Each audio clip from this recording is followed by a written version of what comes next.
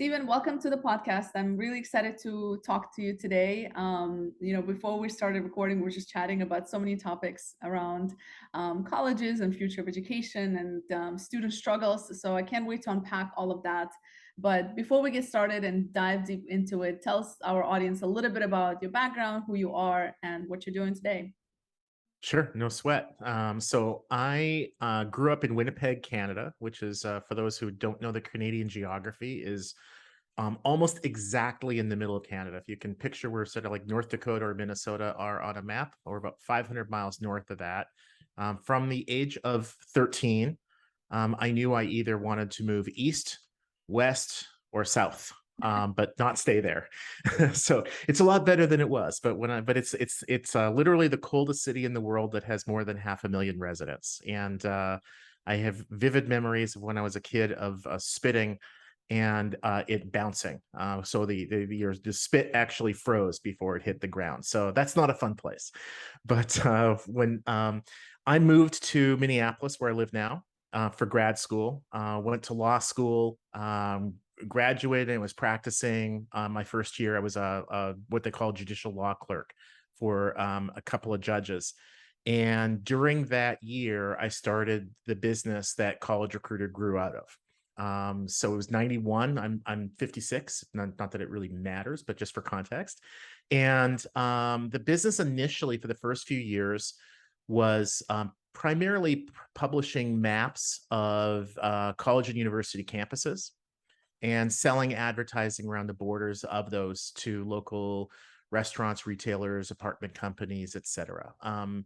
After a few years of that, we wanted to diversify our revenue streams. And so the maps were doing a really good job of hitting the freshmen, the incoming students, first years in most of the world, freshmen in the US.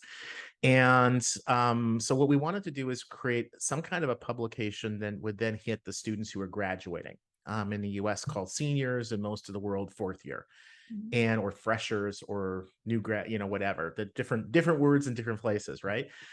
So what they need more than anything else is employment. And so we created a magazine that we had 4 different regionalized versions throughout the US. About 250 schools distributed the magazines for free to their students. And again, the business model was we sold the advertising to employers, the school, and gave the magazines to the schools for free. The schools gave them to their students for free. And then in 1996, I walked into a career service office, and I know you personally can well picture what that looks like.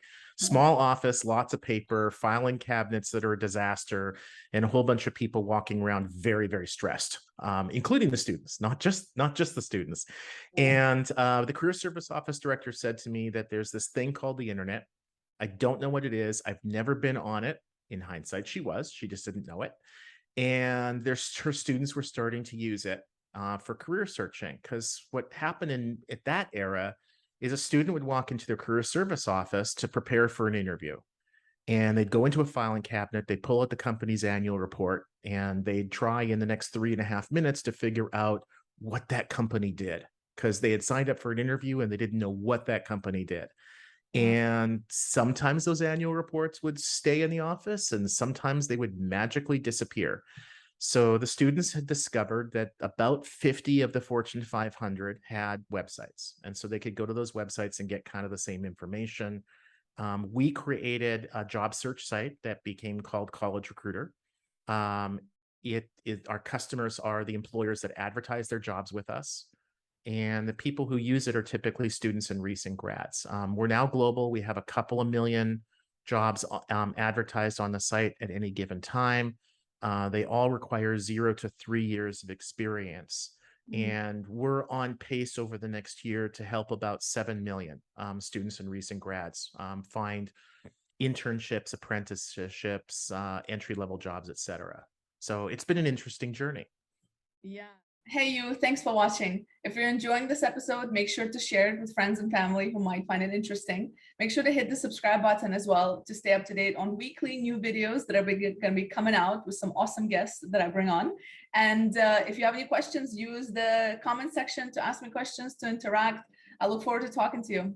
Yeah, I mean, I can only, I mean, I'm just visualizing your story as you're speaking. I'm just trying to imagine what that must have been like to then, first of all, kudos to you for being in business for that long and continue to Yeah. evolve and kind of get to that next level and that next level and that next level, what needs to be done. And for people who are listening, if you're still not Googling the company you're going to interview with, because I interview people and sometimes I have people showing up that know nothing about the company. And I'm like, Yeah. how in this day and age are we still not spending just a few minutes when it's just like so that actually makes me, even more angry about these things, because I'm like, that's what we used to do back in 96. Like, that's what you had to do. Now it's like it's 5 minutes search and you have all the information plus plus. So no, it's admirable, honestly. And I'm very, very impressed by your story from the beginning, actually. So you do a lot of work around, obviously, students who are kind of looking to get that opportunity after college. So I wanted to dive Yeah. a little bit deeper into that. I'm sure you've seen a lot of changes, especially in the last couple of years, but even prior to that. Hmm. So change is happening in terms of what students are looking for, what the companies are looking for, but it seems that the system that is in place in terms of Hmm. that gap is still the same. It's still the same as it was, 5 years ago, 10 years ago. So talk to me a little bit about that. Yeah, I agree, and there's probably been more change in the last 2 years, prompted by a couple of events. One is the pandemic, and the other one was the murder of George Floyd. And George Floyd was killed by the Minneapolis Police Department about 8 miles from where I live, so it was very personal for people here. It was in our backyard. Um, Minnesota and Minneapolis are one of those places where people here foolishly thought that could never happen here. That's someplace else. We're nice, we're friendly, blah blah blah, and it's like, no, that can happen anywhere. Mhm, And I think it made everybody, whether you're a person of color, whether you're a woman, but it made everybody feel a lot less safe. And it also made everybody realize just how disadvantaged so many people are, mhm, and the incredible waste of talent that's out there because of people saying, well, we have to hire somebody who looks like this for that job because everybody who's worked here in that job has always looked like that. What a waste of talent. And so one thing that is really encouraging is in the last couple of years, the vast majority of employers of college and university students and recent grads have greatly diversified their workforce, and they've embraced it for business reasons, not just for compliance reasons. mhm, Part of what's happened because of the pandemic is it forced employers to recruit off campus, largely digitally. And what I mean by that is that in 1952, all the way until 2000, the vast majority of college and university students were hired by employers who physically went to the university campus, typically working through career services, sometimes directly with professors or other staff members. And you'd have a recruiter, a hiring manager, et cetera, go on campus and spend a day or two or three there. And they'd interview one or two or three dozen students, and they might hire one or two or three of them. And that business model never made sense. But it made less and less sense after the advent of the internet. And it was amazing how entrenched and ingrained that was, that so many companies thought that was the only way to hire students. Never was the only way, but it was practically the only way that they did. So when the pandemic shut down university campuses, and when recruiters, hiring managers were working from home, not able or willing to travel, it forced them to use this thing called the internet. And so they started to use LinkedIn, Indeed, ZipRecruiter, job boards like College Recruiter, Handshake, virtual career events, etc. Lo and behold, the same people are on campus as online. What a shock. right. It's shocking that you can actually reach out to a 20-year-old on the internet. It's like, really? You didn't think that they were on the internet? Got news for you. They're on the internet a lot more than they are in their university library or career service office. So what we're seeing today is that almost all of the larger employers, they're the ones that hire the vast majority of students and recent grads. Almost all of them for fall of 22 and 2022 are planning to go back onto campus if they haven't started already and doing on-campus interviews, hiring in interns, etc. But their hiring goals are much more varied. Rather than trying to hire 100% through on-campus, it now is 50-50 or 60-40 or 40-60. So they're diversifying. I Mhm. think what we're going to see in a year or two is that's going to be even less. They're now going to have kind of an A/B test. Let's look at the people we hired through on-campus interviewing, and at the same time, the people we hired off-campus, virtually, as some of them call it. And I think what they're going to find is that the on-campus hires are going to be far less diverse and therefore far less productive. And the candidates that they hire off campus through job fairs, through virtual career events, through job search soft sites, through LinkedIn, whatever, they're going to be more diverse. The time to hire them is far less because you can start running an ad today and get applications tomorrow and extend an offer the next day and have that person start a week or two from now. And you're also able to tap into students and recent grads from all schools, not just the elite schools or not just the schools in your own backyard. And Elena, as somebody who went to a community college, that those schools are usually passed over by the big brand name employers. Now, those big brand name employers are starting to rename their college and university recruiting as early talent or early careers, which makes it more inclusive because as soon as you get away from the word of college or university, you start to embrace things like military, like hiring people transitioning out of the military. You Yeah. start to embrace things like a high school student who built some like really cool apps for kicks and giggles, but didn't go to a 4-year software engineering school. You start to embrace boot camps. You start to embrace community colleges. And it really opens up the talent pool so you can hire a lot better people a lot faster for a lot less money. And that's really exciting to me.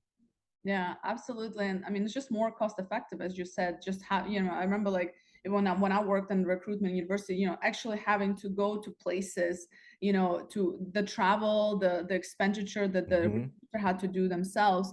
That's a cost itself. And at the end of the day, I remember it was like even a going and joke. It's like we're only here because everybody else is here. So it was just more of like a trend that you Yeah. have to go on campus because all the universities are there. So it was more of a marketing branding exercise versus an Mhm. actual recruitment exercise, but that costs a lot of money to universities.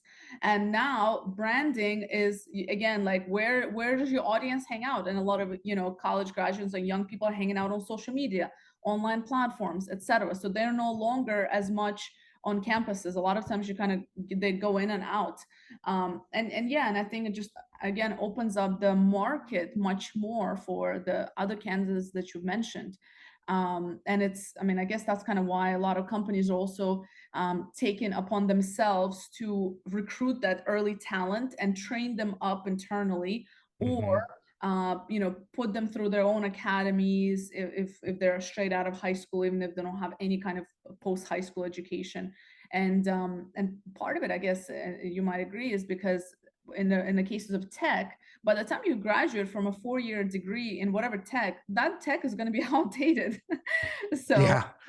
you can't keep up, and universities simply cannot keep up. Majority of them, especially the bigger ones, because it's just very bureaucratic to get policies and curriculum passed, Yeah. make changes. So it's not Yeah. fast enough. Um, Yeah, it reminds me of something that I heard from Ernst and Young, one of the recruiting leaders. This is probably going back 5, 6, 7 years, when they were talking about what majors Ernst and Young, the big accounting company, what they recruit from historically, basically accounting, finance, economics. mhm. And you had a liberal arts degree. That's awesome. That's fun. But don't interview with us. I mean, they would never have put it that way, but basically, it was a boulder that you were pushing uphill. if you weren't from an elite school in one of those three majors. Mhm. And then they ran a little pilot in the UK, and they said, we're not going to care at all. We're going to be completely agnostic about the university that you went to. You still have to go to university, but we're not going to care at all about what the university is. And we're also not going to care about the major, which I thought was pretty interesting, pretty bold, pretty out front, not at all following the pack, but trying to be a leader. What they found was that there was a complete lack of any correlation between the university and the quality of hire as measured by the person's productivity. And there was an inverse correlation between the major and their productivity. So, in other words, the students who had accounting, finance, and economics majors were less productive in the workplace at Ernst & Young than those who had, say, finance, fine arts, liberal arts majors. So when I first heard that, it's like, how can that possibly be true? I Mm. mean, you take somebody who's, great at sculpture, how can they possibly be better at accounting, management consulting or whatever than somebody with an economics degree? And the answer was, and it was like absolutely brilliant the way that they put it, is that we can teach somebody how to read a balance sheet. We can't teach them how to think critically. Mm. And so, if you go through a liberal arts program and you're a Russian literature major or whatever, you better believe that you've learned how to think critically. That's what you've been doing for 4 years. Mhm. But accounting majors, finance majors, I was one of those. It's mechanical. It's very rote. And so we were not taught nearly as well how to think critically as our liberal arts fellow students. So Mm. I think that as more organizations see the leaders, the Ernst and Youngs in the world out front, more follow. It gives them comfort, kind of like what you're saying. Like if they're all doing something, they're all doing that.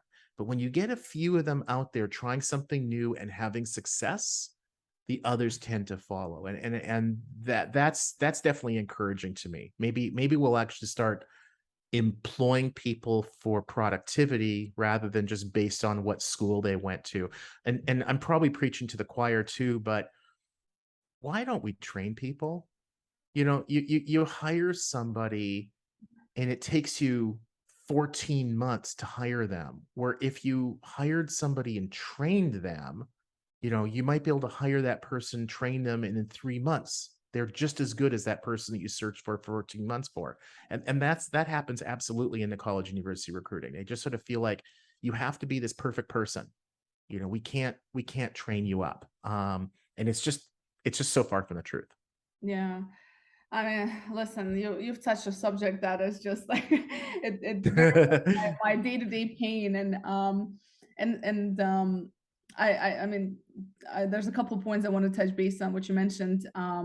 I think the ability of a recruiter to recognize talent beyond what's on their resume, meaning that to actually Mm, have a system in place that is not just scanning through CVs or resumes, but a system in place where you can give a chance to actually have a conversation with a person. And I think a lot of the mhm. bigger companies, unfortunately, I mean, like the McKinsey of this world and the EYs of this world, like they have a structure in place, and I guess it works for them but I can only imagine how much talent is missed because there's such an influx of candidates that they get, and they could Yeah. potentially. So I think that there's part of it is the system and processes that are in place when it comes to talent acquisition. Another part Mhm. is who is the person doing talent acquisition? Do they have the right skill set to actually be Mm. able to have a conversation to pull out to make the person feel comfortable, to pull out their potential out of them, to recognize that potential beyond what's on their resume and whether they're ticking Mhm. the box, right? We don't know what we don't know. So unless we actually kind of if we're able to recognize certain things, that person might not know they're good at X, Y, and Z, but there are Right. certain indicators like critical thinking based on kind of the what you've done, right? Because you can learn a lot of these technical skills, you can learn a lot of that. Mhm. And even I'm in the tech world, and I have seen the shift in talent acquisition go from we need to have hard skill of X, Y, and Z to say, listen, I just need them to be willing to learn. So Yeah. them just wanting to learn, it's and not many companies still do that. They're still looking for like ticking the boxes.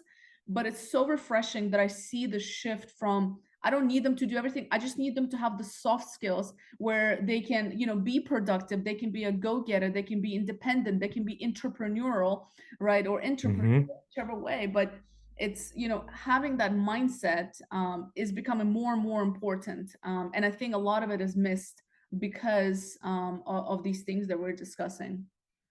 Yeah, we hired a couple of years ago. We were hiring a new full stack developer, and I had heard of a few companies who reversed where they assessed their applicants. So, with most employers, if they use assessments at all, it comes very, very late in the hiring process, right? You get in the resume or CV, you're probably interviewed by a recruiter, and then far too many other people. There should only be maybe 2 interviews, but some of them will go through 8 rounds or whatever. And they get all the way to the point where maybe they have 3 finalists, and then they have them take an assessment. And the assessment half the time is not scientifically valid. It's a Myers-Briggs or some BS assessment like that. And then they make somewhat of an arbitrary hiring decision at that point. It's like it's shocking that these candidates end up failing, or that these new hires. It's like that the process is so broken. Yeah. It's not the applicant or candidate's fault. It's the system that they're being forced into. But what I had been reading was that some companies were, as part of the application process, assessing every single candidate. Amazon is one of them. Mhm. So you want to apply to a job at Amazon, you can't apply until you complete an assessment. And the assessment has been scientifically validated, so Mhm. they can see that people who do well in the assessment tend to be the ones who are productive in their workforce. They stay there long, the work is good, et cetera, et cetera. And the ones who don't do well in the assessment, regardless of what school they went to, their major, maybe even previous jobs, it's like, sorry, you're just not going to be a good fit in our environment. Now, you might be great at FedEx or UPS, but not at Amazon. Fair enough. So we did that. We built an assessment, and every single person who applied to this full stack developer job, in order to apply, they had to go through the assessment. A couple really interesting things happened. The candidates who we thought on paper would have been the best assessed the worst. Mm. And the candidates who assessed the best, you looked at their paper credentials, it's like, what the heck? So, like, I saw your TEDx talk, and one of your jobs, I think when you were a teenager, was working at Subway, and you made fantastic sandwiches. It reminded me of our longest tenured employee. I think he's been with us for 13 years now, a developer. And on his resume, when he applied to us, he had Subway listed as one of his jobs, and his job title was sandwich artist. And Mm. because he did that, it's like, okay, this guy's got a sense of humor, Yeah. and we need to talk to him, because he's gonna fit in great. And I mean, he's fantastic. He's almost like a son to us. And what we found from the assessments is the candidates who assessed the best rose to the top. We ended up interviewing and hiring one of them. We never would have even interviewed this guy if it hadn't been for his assessment, and he just totally blew it away. And just a great developer. So, um, I think that's something else that a lot of employers um, just fail to scientifically validate, to use data to prove out their process. I get the fact that you've been doing it this way for 20 years, and maybe your organization has been successful for 20 years. Could you be more successful? Could you hire better people? Or could you just save a bunch of money? Maybe speed up the hiring. Is that step really necessary? Do they really need to be interviewed by 8 people? No. What's the value add of that third, fourth, fifth? How many candidates are dropping out because they're fed up, and you're actually losing out on the top talent? If you put everybody through a 1 or 2 or 3 month training process after they started, could you save 6 months or a year on filling that seat? Mm. Those are the sorts of things that I'm starting to see more and more organizations do. And I think it's that we've got kind of a new generation or two coming into HR and talent acquisition, where there's more emphasis in their schooling, in their training, in their background on the use of data.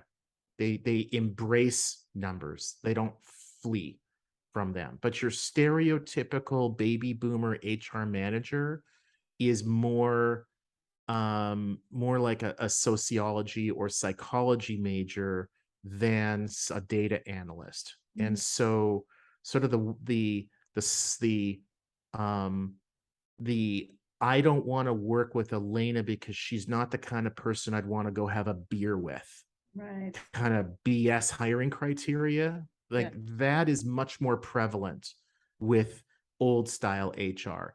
New style HR is let's look at Elena and it's like, oh, she's done a lot of different things. So I can't quite figure out where she's been or where she's going, but look at what her interests are, look what matters to her, look how she's assessing, and look at this project or that project that she's done and this job. It's Mhm. like, how can we not hire her? Mhm. Whether I want to go have a beer with her or not, who cares? Yeah, absolutely. Just looking at the facts and the skill sets and trying to be objective, and that's Mhm. difficult to do for a lot of people in general, myself included. But that's what you have to kind of do that unbiased overview of a candidate essentially. What's interesting that you mentioned, I think a lot of young students miss out, just young people, not just students, but just young people miss out Mhm. on, is exposure to random jobs before they actually even finish high school or colleges. And I Mhm. feel again, I obviously it's certain individuals, certain students that don't get that experience, but I feel that this notion of not working during college is becoming more popular versus less popular. And so, Mm. so just kind of focusing on the college, maybe it's just what I've seen, maybe it's just kind of the universities and students that I'm exposed to, but I feel that there's so much um, benefit in jobs like Subway, and simply because it's customer service. It is Yeah. understanding what it takes to to make a dollar. It's patience. It's counting money. It's there's so many skills that you learn, and the younger you are, the younger, the earlier you learn them, the better you are prepared for that next role, because it's all about clients and emotional intelligence and dealing with people and sales. And I think that's what ultimately makes a strong candidate, is that holistic aspect to them versus being very specific in one area. And when I talk to young students and they're like, well, I'm not sure what I want to do. Well, what have you tried? What are you taking advantages of in your high school, in your after school weekends, volunteer, etc.? And I'm just curious from you, because you're obviously in that world a lot more than me. So, and maybe I'm Mm. just on the pessimistic side when it comes to that. But do you see this trend that students are doing less and focusing more on the training and the university studies, or are they actually getting out there and doing things and trying things?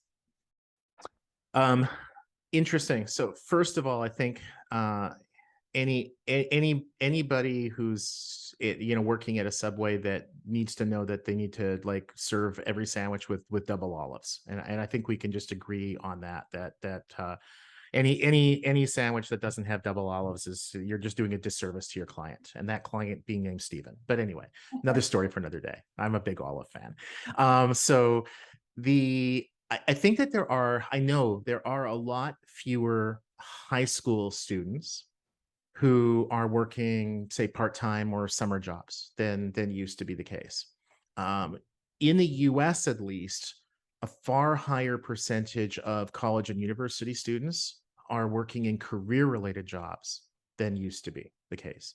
So what's happened is that by the time you graduate from a college or university in the US, it's become unusual when you do not have at least one career related position, whether that's part time, temporary, maybe it's an internship. Apprenticeships are almost unheard of in the US. They're starting to appear. That's definitely a good thing. Yeah. But the I think that the percentage of students who work at least part of the time, part-time, summer, whatever, before they graduate is pretty high. Mm, It should be higher, and students should um, have the notion dispelled that graduating with high grades is more important than graduating with work experience. To be clear, uh, very, very few employers in 2022 care what your grade point average is, and students don't get that. Mhm. So I hear a lot of students saying, well, I can't work part-time during the school year because that will hurt my grades. Right. If your grades are good enough that you can pass and get into the next year, they're good enough for the Mm. vast majority of employers. When I went to school and I graduated from undergrad, 187 years ago, grade point average on your resume or CV was almost a given. And the only people who left it off were people whose GPAs were horrible. Now it's unusual for students to put their GPAs on, and employers just don't care. They mostly care, are you college educated? And by college, they're talking about post-secondary. Right. There aren't that many employers anymore who say, I'm only willing to consider you if you have a 3.5 or above GPA from one of these 12 schools. They exist, and sometimes for very good reason. We have some clients who absolutely can say, if you don't go to that school, or that school, then you are not getting the background that we need for this highly specialized role. Fair enough. Example, aircraft manufacturer. Mhm. You want to be an aeronautical engineer? I'm sorry, but a fine arts degree from a 2-year school ain't gonna cut it. Right. You have to have an aeronautical engineering major. There are like half a dozen of those schools in the US. So if you don't go to one of those schools, you're not going to be considered. But the vast majority of students graduate and from other schools. What employers want more than anything else is to look at you as a candidate and say, you are the least likely candidate to get me fired if I hire you. Right? You're really, really, really safe to get the job done and to be predictable and to be reliable. I can send you over to a hiring manager for an interview. That hiring manager can get approval from her boss, and everybody's going to feel really, really comfortable. Mhm. The candidates who are either total rock stars, going to blow the company out of the water, good or bad, they tend to fail. It's unfortunate, but there's higher risk. Mm. And so the more that the candidate can convince the recruiter, convince the hiring manager that they can do the job, the Mm. more likely it is that they can get hired. And it's a lot easier to show that I can do this job if you've actually done a job that's similar to it than just that you got an A on some test. Yeah. And both are nice. It's not like I'm encouraging students to like fail or do poorly on their exams or anything, but if you graduate without a job, preferably without a career related job, you're really making it harder for yourself. So get an internship, even if it's not called an internship. Get a job that is related to the kind of work that you want to do. Mhm. And to that point, one of the things that a lot of students focus on as well is getting to those top schools, getting to those 4-year degrees because they're just thinking Hmm. about next job versus saying, what do I need to do? And you've mentioned a couple of times, like companies don't really need necessarily a 4-year degree from a top school, right? So that, so we understand that, but for students that I might be sitting there thinking, I need to get into that best school, I need to have that 4 years, or I need Yeah. to get that master's.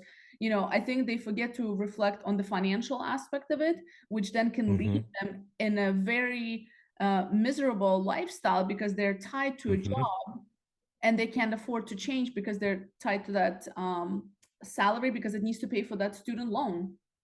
Yeah, yeah. A friend of ours, that's daughter of friends of ours, graduated from high school in Arizona, and her dream was to be a social worker. Very admirable, super hard field. I don't know how those people are created, the work that they do, but boy, am I glad that they're created. It's like nurses. I don't know how they do it for a day, let alone a career. Yeah. And she, like most young adults and the parents, are sort of suckered into the, you have to go to the school with the fanciest fitness centers and all the rest of it. So she went to UCLA and she graduated with $250,000 in debt. Mhm. Well, your typical social worker makes about 35 grand. Yeah. You cannot afford your student loans. Your student loans are a couple $1,000s a month. Your take-home pay is a couple $1,000s a month. You still need rent, you still need food, you still need healthcare, whatever. And it'd be nice every once in a while if you could go to a movie with your friends. So she could not go into the career field that had always been her dream and that would add huge value to society, social work. So she ended up having to go into a career field where she made a lot of money. Hmm. And I don't, I hope she's happy, but I know she was pretty miserable about that, realizing that she had closed that door to herself that was so, so important. Hmm. Um, it's one of the problems with when students are applying to college is that they and their parents really get suckered into the you got to go to the best school possible. And the data shows, I was on the career advisory board, which was sponsored by DeVry University. What the data showed is that if you go to the school that is the hardest for you to get into, that has a really huge negative impact on your career. If you go to kind of a more of a, like if you apply to say 9 schools, 3 reach schools, 3 medium, 3 safe schools. If you go to one of the 3 medium schools or one of the reach schools, what ends up happening is that you end up being one of the most qualified students, highly qualified students to go into the school. And so you end up getting a whole bunch of merit, financial aid, scholarships, etc. So you graduate with a lot less debt. Hmm. Also, you're far more likely to graduate at the top of your class in terms of the kinds of jobs you get when you're in school, grades, etc. So you're going to be in the top quarter rather than the bottom quarter, which Hmm. means that the employers are going to be chasing after you rather than the other way around after graduation. So, we tell our, friends and their kids, don't go to the best school you get into. Maybe be proud of yourself, pat yourself on the back. That's an awfully nice accomplishment. It's kind of an ego stroke, but you're much better off going to an easier school for you to get into, unless you're going to do something highly unusual. Like if you want to be an investment banker on Wall Street, well, you probably have to go to Harvard or a school like that. Right. But for the 99.99999% of the rest of us, um, get a college degree if you're able to, and get work experience, and that is going to let you end up being in a much much better place. Absolutely. And it's interesting because I don't know what I was doing, but I think statistically, business administration is still one of the most popular undergraduate majors. And you can literally Yeah. do it anywhere. You don't need to go to like, so unless it's a very specific thing, like you really don't need to go anywhere. Focus more on your work and getting that experience. And you were saying like that students are graduating with that experience, but I also kind of want to just put out there, it's not just about that career experience. It's just try different things because a lot of students by the time they Yeah. graduate they don't even want to do that major anymore, so they might have that experience and career, but what they really want to do is something else, but they're like, well, I only have this, so naturally this is where I'm going to go. But if you diversify that experience, even if you have Hmm. a particular major, if your experience says something else, you might actually be able to get into a different career track versus the one you're studying for, if it's a very specific one. Like for example, students studying engineering, a lot of times they don't necessarily want to go into engineering, maybe want to do something else. Hmm.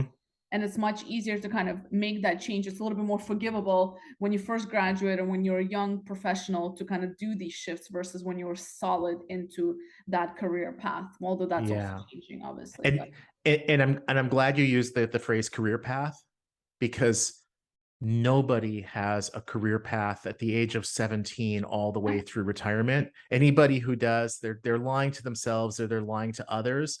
Our lives are one accident after another. And the difference in what people want and what they need between the ages of 17 and 22 is remarkable. When you get to be in your 50s, 5 years doesn't make that much of a difference. But when you're 17 to 22 years of age, that 5 years is huge. You absolutely might have been incredibly passionate and wanting to become a nurse. And then you go and maybe you work part-time in a home health aide or in a nursing home, and you find out, you know what, this is pretty icky. I don't think I can be around bodily fluids all day long. It kind of turns my stomach. Well, Yeah. guess what? If that's you, don't be a nurse. Go work retail, whatever it might be. And what we should all do work that helps us that allows us to pay our bills, that makes us happy, and that leaves the world a little bit of a better place. And if we can do that, what difference does your job title make? Right. I think that's a beautiful way to end on this note. And I think we can spend hours talking. So I think maybe we should have another podcast in the coming future and see how things are evolving with all the changes happening in job search and university world. But where can people find you? Where, in Sure. terms of social media or just your website? If somebody's listening and say, I want to put my kid to college recruiter, or maybe I'm a student and I'm looking for that. Where can people find you? Yeah, no problem. So collegerecruiter.com, for if you're like running a job search, looking for part-time internship, entry-level job, whatever. There's no registration. We don't collect personally identifiable information. So you can come out, put in your keywords, job title, your major, whatever it might be, your desired location. We have about 2 million job postings advertised on our site at any given time all over the world. If people want to reach out to me directly, LinkedIn's a good place. I'm Steven, Steven Rothberg, Rothberg. And I'll do it. Only maybe a few of your guests probably have done. My email, Steven@collegerecruiter.com. Awesome. Well, thank you so much for taking the time. I really enjoyed the conversation and hope to chat with you again. Awesome. Thanks, Elena.